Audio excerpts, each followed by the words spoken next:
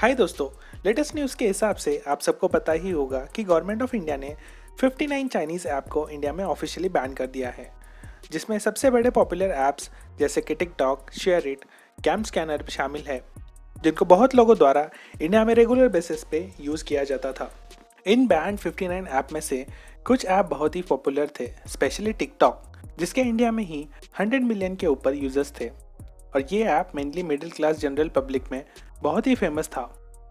दोस्तों, हमें काफ़ी दिनों से इंडिया और चाइना के बीच टेंशन की खबरें आ रही थी। उसी के बीच ये डिसीजन अचानक अनाउंस किया गया।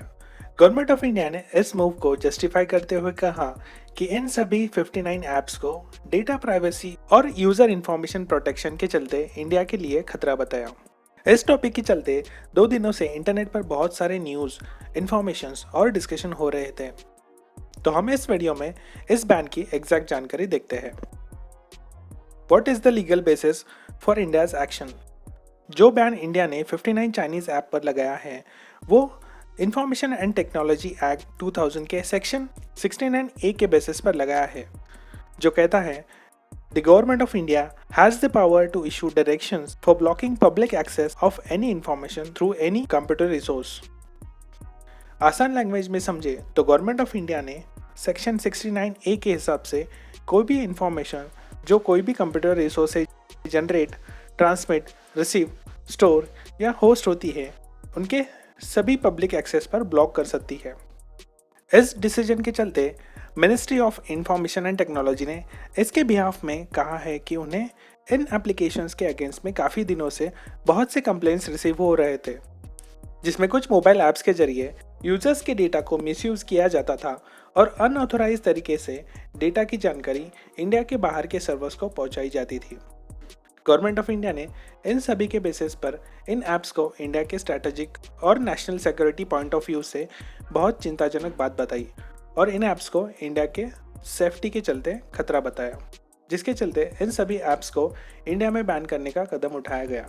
जबकि ये सभी 59 ऐप्स को इंडिया में बैन कर दिया है, तो फाइनली गूगल प्ले स्टोर और एप्पल ऐप स्टोर ने भी इन ऐप्स को हटा दिया है, जिसके चलते इंडिया में अब कोई भी इन ऐप्स को ऑफिशियली डाउनलोड नहीं कर पाएगा और जिनके पास ये ऐप्स ऑलरेडी इंस्टॉल है उन्हें भी ऐप्स के अंदर एक नोटिस रिसीव हो रहा है, जिसमें सभी यूजर्स को ऐसा मैसेज दिख रहा है। Dear users, we are in the process of complying with the Government of India's directive to block 59 apps. Ensuring the privacy and security of all the users in India remains our utmost priority. In band 59 app में से कुछ app बहुत ही popular थे, specially TikTok, जिसके India में ही 100 million के ऊपर users थे और ये app mainly middle class general public में बहुत ही फेमस था। दोस्तों, जैसे हर सिक्के के 2 साइड्स होते हैं, तो इस मूव के भी कुछ प्रोज और कॉन्स भी हैं, जो काफ़ी अलग अलग प्लेटफॉर्म पर डिस्कस हो रहे थे। बहुत से रिएक्शंस को एनालाइज करने के बाद हम कुछ मेन पॉइंट्स देखते हैं। अगर हम प्रोज की बात करें तो इंडिया के सिक्योरिटी और सेफ्टी के हिसाब से ये बहुत ही अच्छा कदम है, जिससे इंडियन यूजर्स की डेटा सेफ्टी और टाइट होगी और बाकी ऐप्स को भी इंडियन पॉलिसीज़ के हिसाब से कॉम्प्लाई करना कंपलसरी होगा।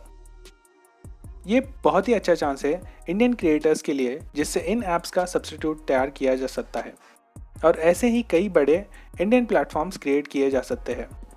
और अगर कॉन्स की बात करें तो कुछ लोगों की नज़र में ये बैन इन प्लेटफॉर्म्स के जेन्युइन क्रिएटर्स, जो अच्छे कंटेंट क्रिएटर्स थे, उनको इम्पैक्ट करेगा, जो इंडिया से ही थे और जिनके लिए ये सभी platforms he only source of income थे। अगर दूसरे कॉन की बात करें तो इन ऐप्स में से बहुत से प्लेटफॉर्म के ऑफिसेस और एम्प्लॉयज़ इंडिया में ही थे, तो बैन के चलते कुछ हज़ार जॉब भी बैन की वजह से जा सकते हैं। तो दोस्तों, आपको इन 59 ऐप्स के बैन को लेकर क्या लगता है, आप कमेंट करके बताएं।